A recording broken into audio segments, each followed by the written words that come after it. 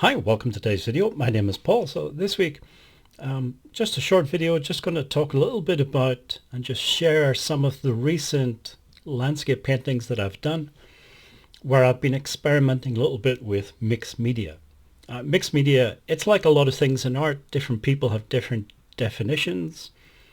I'm not going to get into all of that. I'll just tell you what I mean by mixed media, and you can take or leave my definition. So to me, the pictures that I'm going to show you, they're a mixture of watercolor, so wet, medium, and some dry media as well, charcoal and soft pastels.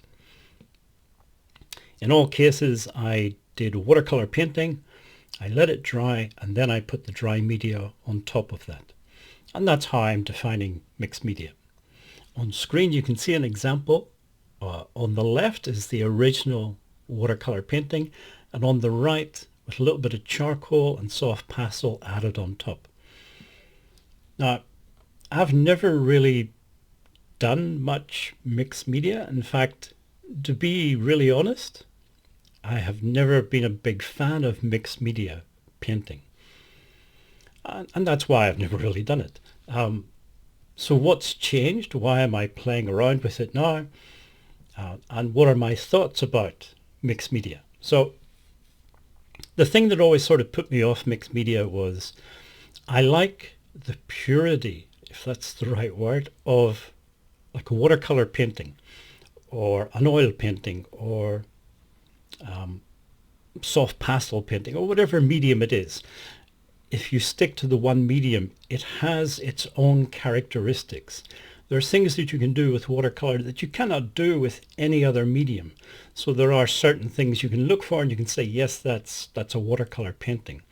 Same with soft pastels, same with the other media as well.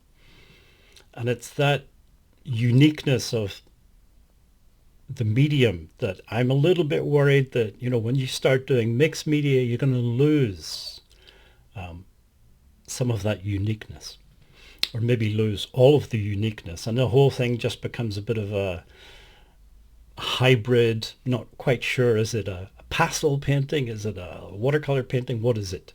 And then people slap this mixed media label on top. So right or wrong, agree or disagree, that was the reason why I was never into mixed media. But there is something about mixed media that also appeals to me. And that's the possibilities, the creative possibilities that it opens up. Any given medium, watercolor, for example, oil paint, whatever it is, they have strengths, but they also have weaknesses. They can't do everything.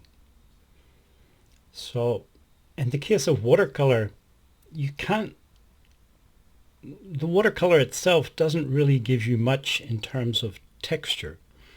With something like oil paint, you can build up texture. You can use impasto techniques if that's the way you want to go. You can have, you can maintain brush marks, if that's the way you want to go. Watercolor painting, you don't have as many options there. You certainly don't have any impasto. And brush marks, it's only really if you're doing drier watercolor painting, and then you can get some dry brush marks. But when you're painting wet and wet, as I usually do, you're not going to get as much of that texture. You can play around with things like salt, throwing salt onto the paper while the paint is still wet. You can try granulating some paints, some pigments are more granulating than others. And again, that can create feelings of texture and things in the painting. But mixed media also offers up possibilities in that direction. So it can open up new creative possibilities. And that, what I'm trying to say in a very long-winded way, is that's what interests me, those extra creative possibilities. And do they outweigh the possible negatives of using mixed media? And that's what I want to experiment with. That's what I want to investigate and explore. So that's why I've been doing some mixed media recently. As I say, on screen you can see examples. On the left, the original one; on the right, with the little bit of charcoal and the soft pastel added. So what I'm trying to go for, like I say, adding a bit of texture, a bit more interest on top of the watercolor, but I don't want to completely obliterate the watercolor. You do get some people doing soft pastel paintings where they have a watercolor underpainting, but the underpainting kind of disappears, or at least 80–90% of it gets covered up. I don't want to do that. I still want it to be a watercolor painting, but with this additional bells and whistles on top, if you like.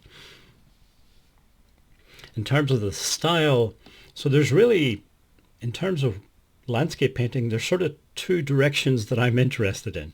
And I can't do both because they are opposite each other.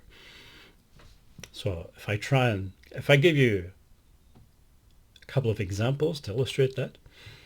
So these are both paintings that I found on Pinterest. I can't remember the names of the artists, and I'm not sure if the artist's name even appears. It's one of the problems with Pinterest is people take stuff and put it on, repin it, and don't necessarily say who the original was by, the original artist. But anyway, you have these two paintings. The one on the left, obviously very minimalist. Now some people would say this is not a landscape painting. Some people would say this is not a painting. To me it is. It's very interesting landscape painting, a very minimalist landscape painting. That's the way I interpret this painting. And it is something that interests me a lot, but it's not something I would use mixed media for. The whole concept of minimalism is simplifying things down, not making them more complex or more complicated. And once you start doing multimedia or mixed media painting, you are kind of introducing a bit more complexity because you're using more than one medium. Anyway, this is right or wrong. This is the way I'm thinking. And what I'm trying to say is I can't imagine doing the minimalist stuff with mixed media. It's going to be more the painting on the right, going to look something like that. Obviously, these are two very different styles, but they both appeal to me in separate ways. The one on the right, there's a lot going on, lots of different colors in there, lots of complementary use of color as well. So sort of reddish brown next to bright greens and darker greens. It's all very interesting.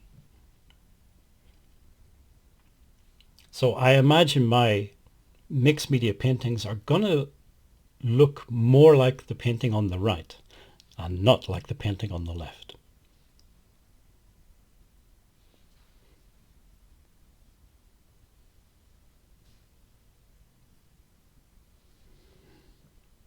Okay, so to finish off the video, maybe a couple more examples. This is still very much in the early stages. This is something that I've just started the last week or two.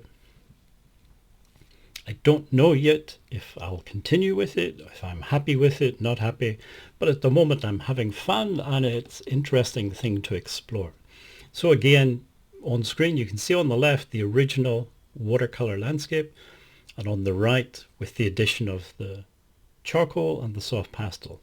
One more thing I could say maybe is I'm using a hot pressed watercolor paper. Usually I would use cold pressed if I'm just doing watercolor painting. But the thing about putting the soft pastel and the charcoal on top, it works better in my opinion when you have a hot pressed paper, a smooth paper to draw on. If you try putting the soft pastel on top of a rougher watercolor paper, really what happens is the little bumps, the tops of all the little bumps on the paper, that's where the pastel dust catches, and it doesn't really get into the little troughs and the dimples as much. And so you end up with sort of a spotted or spotty sort of effect, which is not what I'm going for. I want a bit more control over how the soft pastel looks and also how the charcoal lines look. So again, long-winded way of saying this is why I'm using the smooth hot press paper. It's just easier for me to draw on that. It's kind of like a cartridge drawing paper. Okay, so we'll finish off. Just one more example. Again, same thing. On the left, the original watercolor. On the right, with the addition of some soft pastel and charcoal. I say it's still very early days. Don't know where it's going. I may give up on it next week. I may keep going with it. There's nothing set in stone. If you made it this far in the video, thank you for watching and listening, and hopefully see you again in next week's video.